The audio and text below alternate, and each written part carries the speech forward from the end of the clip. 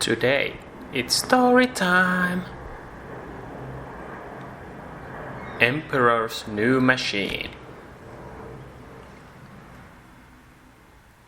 Once upon a time, a group of visitors arrived in a small kingdom. The kingdom was so small it had only one village in it, but still it had an emperor. Visitors had an important message to all villagers, even to the emperor himself. Words of visitors' arrival had traveled faster than them, and the kingdom vibrated with excitement. Visitors had a stack of diplomas and medals and titles with them. Clearly wise and important folks, the villagers murmured amongst themselves. Even the emperor pricked up his ears to hear what they had to say. At last the visitors announced, "A terrible danger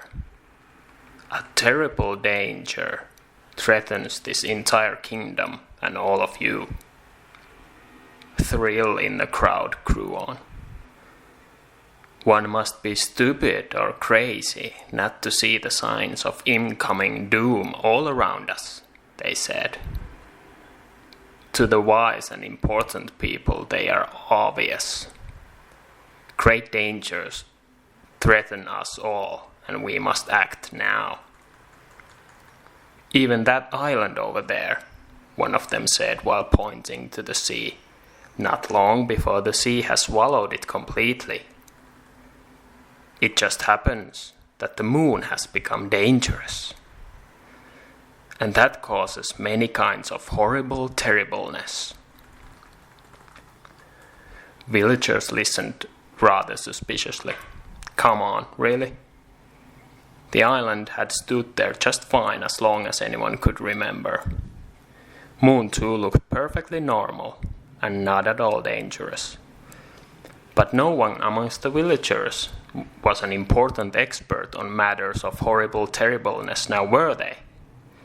And stupid they were not, no sir, nor crazy for that matter. On that everyone agreed.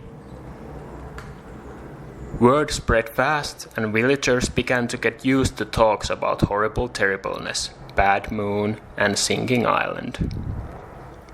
Fear started to grow in the kingdom.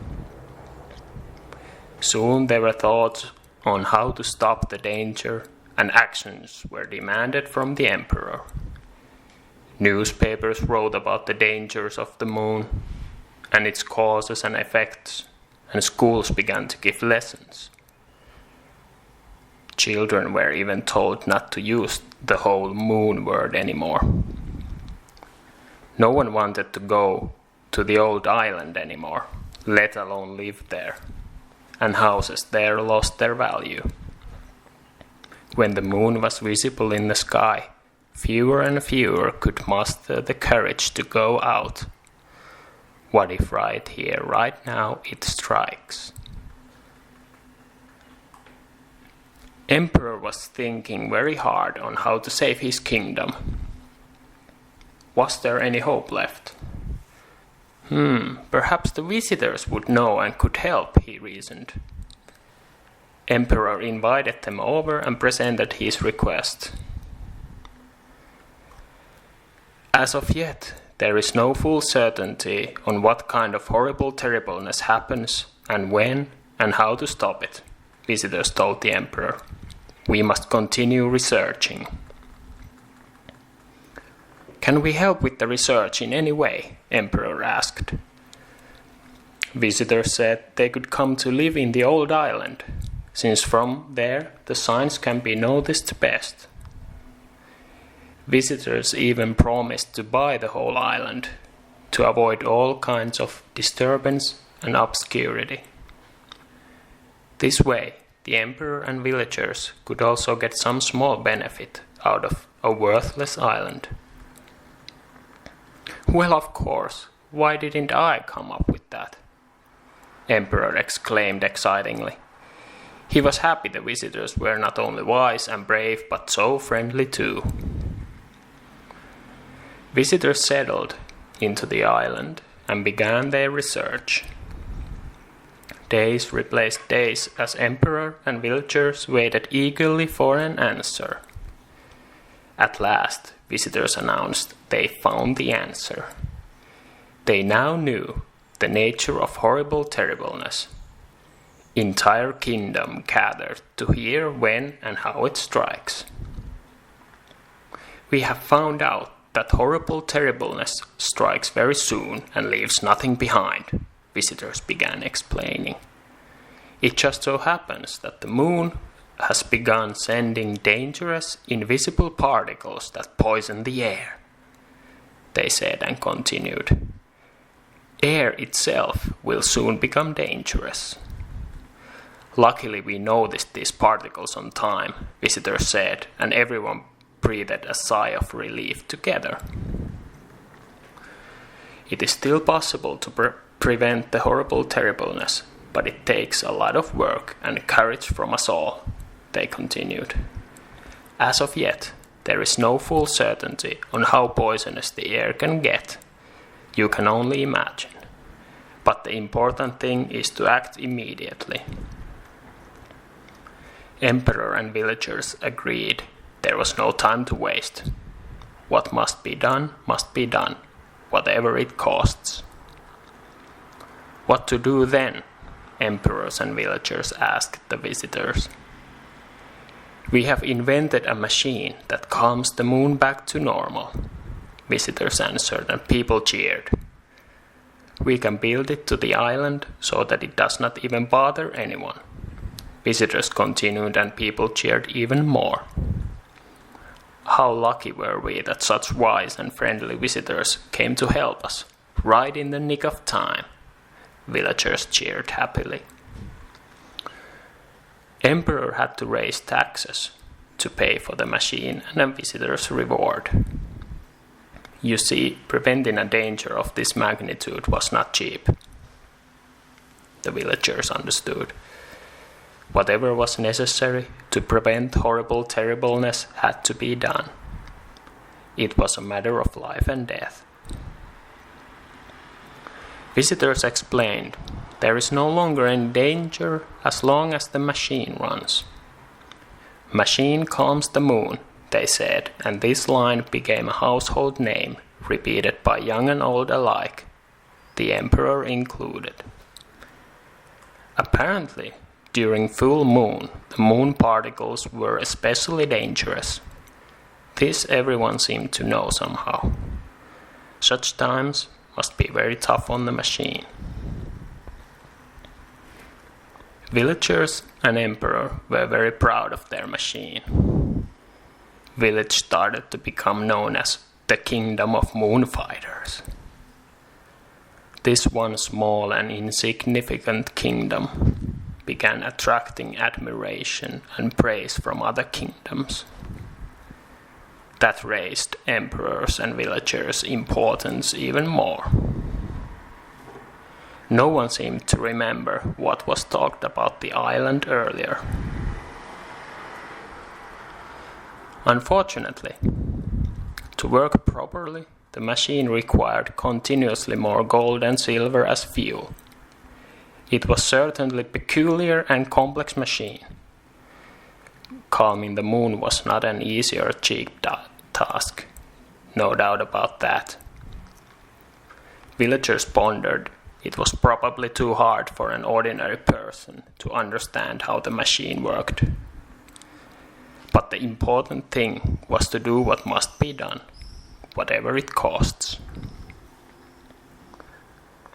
Emperor had to raise taxes again to get more fuel to the machine. Even the imperial chest started dwindling and revealing its bottom. That's how much calming the moon needed. All this tightened the atmosphere of the village.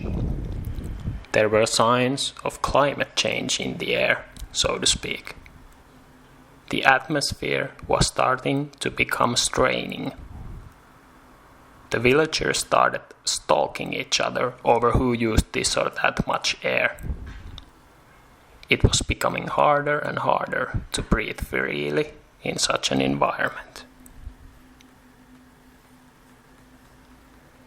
Days replaced days, while moon keeping at bay, until one day a group of rascals from the village heard adventure calling and rode in secrecy to the island to play around.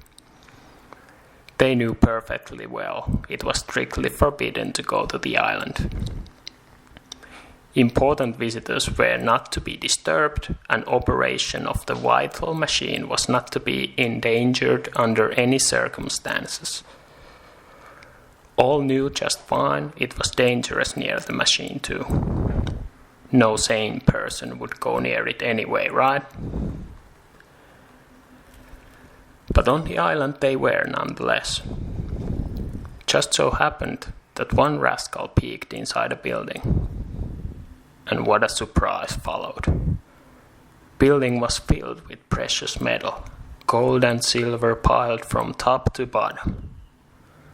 Keith went to get his friends, and together they marveled at the treasure, while vowing not to tell anything to the adults. Otherwise their little adventure would also come to light. After peeking through the rest of the island, silently and unnoticed, like only kids up in no good can, the group returned home. When the inevitable happened and adults learned the secret, it was decided that seriousness of the matter required the whole kingdom, emperor included, to gather and decide what to do. Regarding disciplinary matters, that is. Of course, no one believed anything about the treasure the rascals claimed to have seen. The important thing was that rules had been broken. Thank God, it seemed, the machine and visitors were not disturbed in any way. Well, we wouldn't be here anymore if the machine had stopped working, one adult said, and other adults recognized the wisdom in these words. We didn't really see any machines there, one rascal managed to venture on to say. Adults seemed irritated. What carelessness! To put us all in danger like that. They grumbled and blew off steam. Adults pondered and discussed among themselves for a while. Then they announced, "We have decided that proper punishment for our little adventurers is to be grounded for 2 weeks and to clean the school from top to bottom. Hopefully you will learn from this and use your own brains next time, so we don't have to resort to punishments in the future."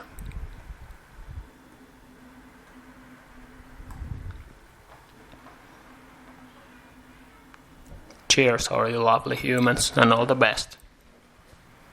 And if this was a good night story for you, then have a great night. Foteini Alethea.